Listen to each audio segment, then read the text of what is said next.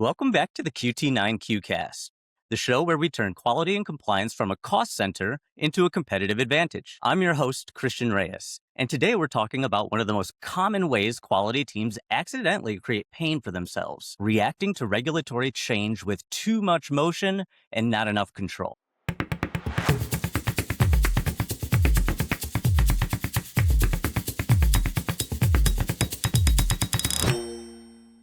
My guest today is Phil Guarino, VP of Quality for SCIE Solutions. Phil has more than 30 years of experience working in regulated industry, successfully implementing and managing quality management systems for both established as well as startup clients, executing QMS audit finding remediations, as well as performing internal and supplier audits as a certified lead auditor, both domestically and internationally. Phil brings a broad quality background and a practical perspective on what strong systems actually look like under real-world pressure. Phil, thank you so much for joining me today. Thanks for having me.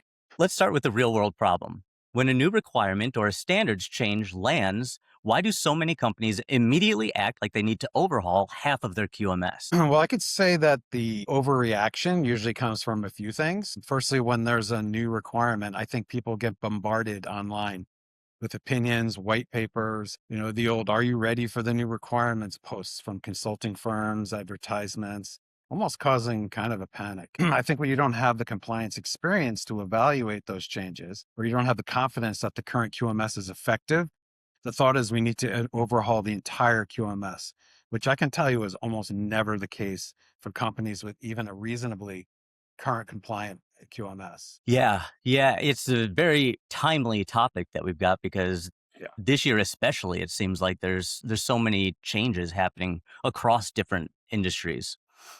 Especially the QMSR, if you have ISO certification, certainly you're a long way to being compliant to that. But there are still requirements that, if your QMS was not strong beforehand, it is something to consider that, the risk-based approach to all aspects of the QMS is really what is driving the new change, in my opinion. Yeah, absolutely. And from my understanding, the QMSR, which started being enforced in February, I believe, Correct.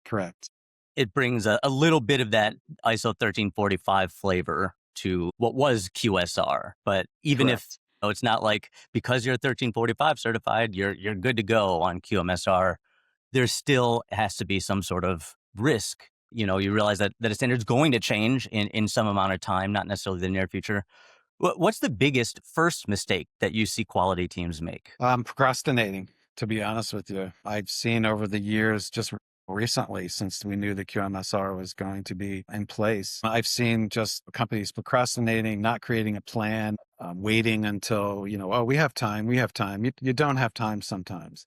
And I strongly recommend creating the plan, assess the current QMS versus the new requirements. And having a plan helps to avoid waiting until the last minute to assess and make updates, which only creates stress if you do that. And it really creates an opportunity for the team to miss important things because everything's a rush, and you end up missing things. You miss the gaps and not address them appropriately. Yeah, absolutely.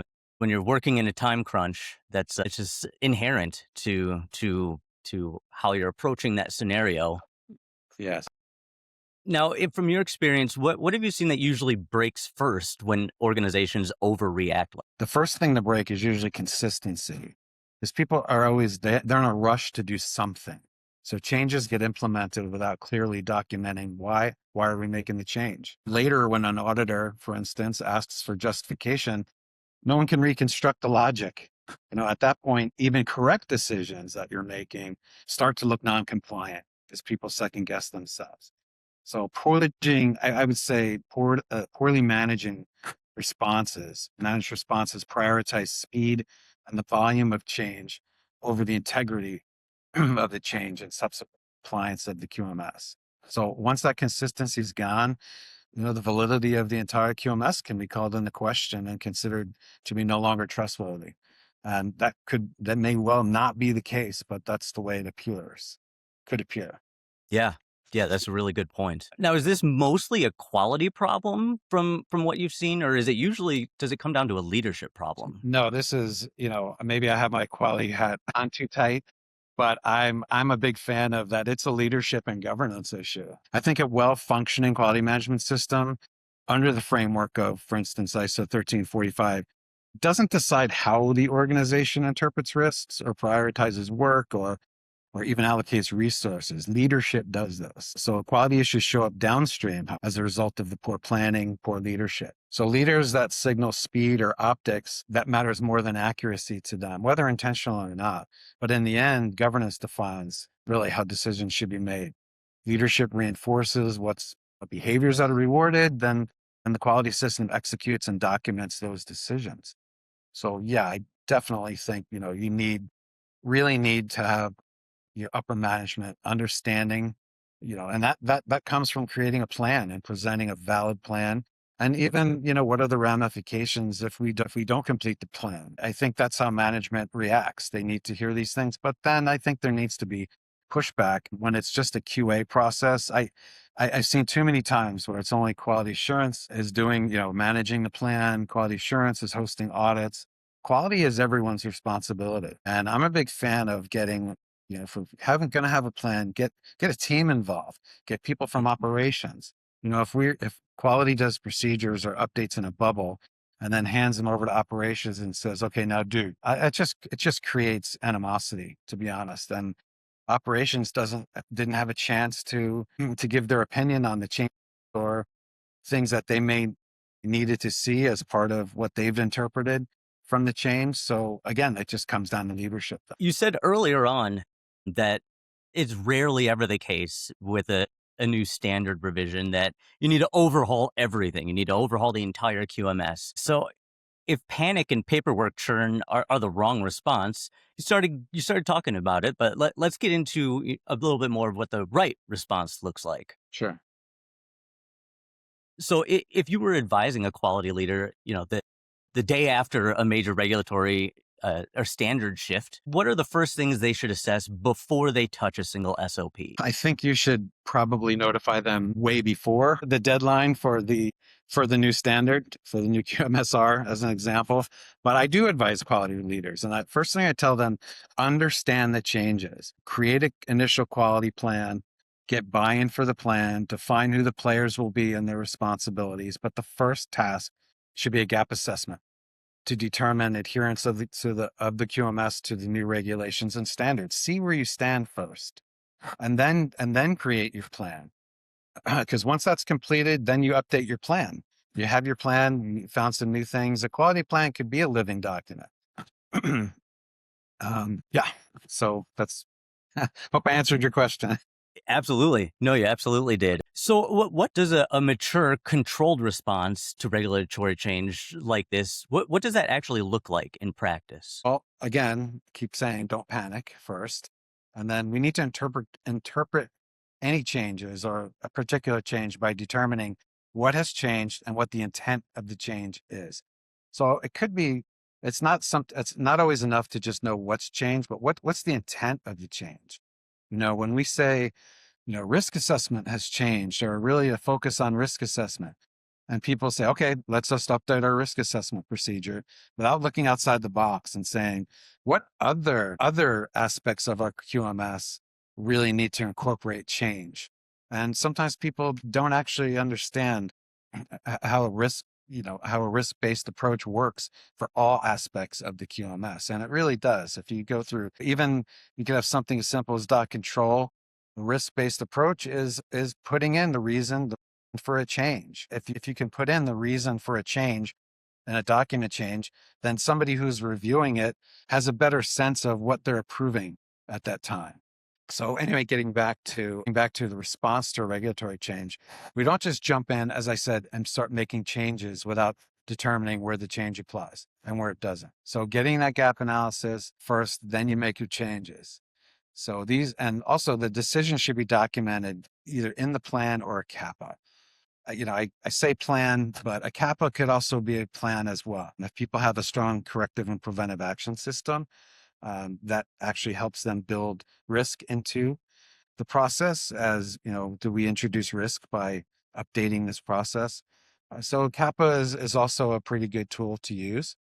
for sure. And then creating a team, I think that's a mature response, getting everybody involved. Years ago, I can tell you, I'm not going to name the company, but I worked in quality and we had our operations group, and we would go for a meet and greet, or it's just drinks after work, and go to a big bar, and everyone from QA would be on this side of the bar.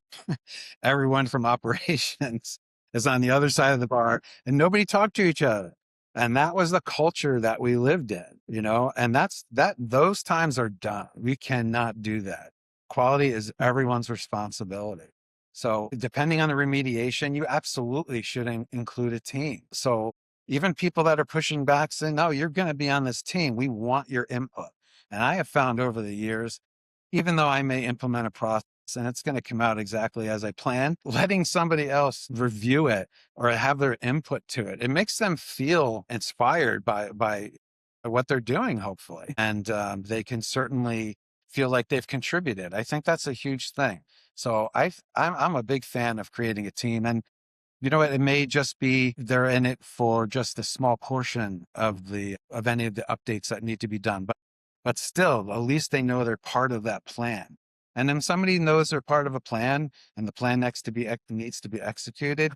Hopefully they're really paying attention to that and will really facilitate and contribute to the team so that all these updates aren't done on a bubble. QA can't update everything. They have to have input to make sure what we're updating is going to everyone's going to be okay with that. I always say, people say, could you write me a procedure? And I say, I don't write procedures. I implement processes. Procedures write themselves. So what I want to see is people doing a process. They are happy with the process from the plan. Here's what we need to do. Let's update our process. Let's look at it, get them involved. Does this process work for you? Yes. Good. Then we create a procedure for it. Once we have the procedure, it's a no-brainer. Because if somebody's actually doing a process that's in a procedure and they don't have to look at the procedure, which is always there for them to review, I think they're just going to be inspired to do the right thing. Absolutely.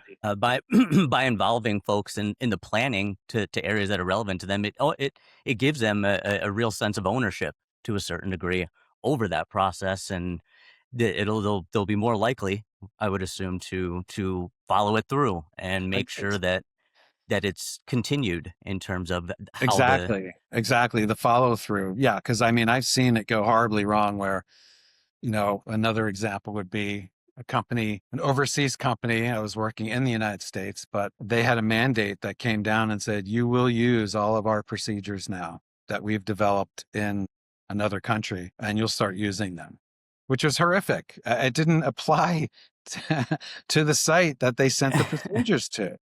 I mean, talk about disheartening. So right there, management's to blame. That's not the way to do it. Just creating procedures in a vacuum or a bubble and then tell people, here, now do. That does not work. I've never actually seen it work effectively. It just causes animosity. I've seen people walk out because of that. This exact example I'm giving you, 2 people walked out of that company within a week. wow, So wow. yeah, it's you know, that's old. That was a long time ago. Hopefully things but just an example of what I've seen for that. Yeah, yeah. Absolutely. And I think another interesting point you brought up was the example right before that, where you went out to a bar and you had your quality folks on one side and your operations folks completely on the other. And that is, a classic or quote unquote cliche dynamic that exists in many companies out there where Well, operations is, sure. trying to And get when, things done, and the way yep, that they view quality historically has been, why are you right. trying to make my job harder? Or, why are you trying to tell me what to do? Exactly. Where as the new standards are coming out, as they're revised, I think they're doing a better job of forcing the other parts of the organization to become involved, because you said it yourself, quality is in everything. Quality is a part of everything. Right. It's not just a separate department with its own list of check boxes that you check off to make sure you're good to go. At its best is touching every part of the company. Right. As a quality person, I've actually heard this from people higher up than me that say, you don't make anything. You guys are just a liability. You don't make anything. You don't generate income for us. You're costing us money. What's the cost of not having quality? Look at it this way. You have a good quality group that can handle an audit really well, do a good job. The cost of a warning letter is going to be greater than who knows how much production you have to do. When you could have your quality group really focus on the QMS and do a really good job, it's inevitably a cost savings, Absolutely. any way you look at it. I believe that, correct me if I'm wrong, but you'd found QT9 in the wild during an audit that you were performing, correct? Yeah, I did. I was auditing a medical device company who was using QT9. It's just a general supplier audit for one of my clients. I was like, wow, the guy was just flying through, finding documents really quickly. I just couldn't believe how easily he was able to pull up anything I asked for. And we did everything online. We didn't have to print anything else out. And I love the fact that they had so few forms because, QT9 captured everything from an approved supplier list. I mean, so many people have an ASL approved supplier list. They have another list. QT9 does that for you. It has an approved supplier list. So, the minimal number of forms was great. I love the fact that the user defined elements of the system really helped uh, to not be able to move forward until those were addressed, which I liked. And yeah, I just think it was just really effortless to navigate. And really, we did the review in a super timely manner. And I was out of their hair. No one wants to be audited. Yeah. I immediately went back to the group and I said, look, I think I found something that's really cost effective and probably better than some of the other programs I've seen as well. So, and sure enough, everyone really liked it and we ended up implementing it for a few clients. Well, we love to hear that. We love to hear that. And I've spoken with our implementation team on the QMS side that you've worked with. We've got over 1,300 customers, and we've worked Uh, with a number of different consultants over the years. So they have a lot of experience in that realm, and they love working with you and working with SCIE. So it goes both ways. It definitely goes both ways. If someone listening right now is staring down a major regulatory change or standard shift this year, what are the first three things that they should do? And what's one thing that they absolutely should not do? let's see. So I would say the first three things are A, don't panic is number one. Two is really investigate and understand the changes before doing anything. Like I said, sit in on a webinar, do a Google search, correspond with contacts. You probably have more contacts in the industry than you may think, and people are happy to answer questions. These are necessary to fully understand the change. When I hear people say the standard or regulation change, they should really say, "Oh boy, some details of the subparts have been changed," which is really actually the case. It's not the whole standard has changed. So let's not panic. And then also, I'd say once the changes are understood, make sure changes make sure the changes actually affect or involve the related aspects of your QMS. And lastly, I'd say meet with upper management to discuss the changes, how they impact the QMS, and then get buy-in that they support a plan. Buy-in of the plan is paramount. What they shouldn't do, I think there are two things they should absolutely not do. The first thing I feel strongly about is um, starting the process of procedural updates without doing the three things I just mentioned. Just jumping in and changing things I've seen it before. I've seen it just after an audit, never mind a regulatory change, just an audit. The company gets hammered in an audit and the boss says, fix all this. And they actually start fixing something during an audit. I've never seen anything get fixed appropriately while an audit is going on because of an audit finding. The same is the same situation here. So I would absolutely not procrastinate. The second thing they should not do, get things in motion as soon as possible to avoid a time crunch. Maybe the change affects you more than you think, or maybe it doesn't affect you as much. You're not going to know that until you do your assessment, you put your plan together, and then you flesh out the scope of the updates. It's going to lessen your anxiety when there's a clear picture of what needs to happen or what needs to be done. The best quality leaders, they don't overreact. They assess impact, prioritize risk, control the change and strengthen the system as they go. And that's how you stay audit ready. That's how you avoid the chaos. And that's how you build a QMS that can actually get stronger under pressure. Exactly. So, Phil, thank you again for joining me. I really enjoyed this conversation and learned a lot. My pleasure. Thank you to our listeners who joined in. And if this episode helped you, please send it to one person on your team who hears new requirement and immediately wants to rewrite the universe. I'm Christian Reyes, and this is the QT9 Q-Cast. Like, subscribe, share it with a colleague, and until next time, stay compliant.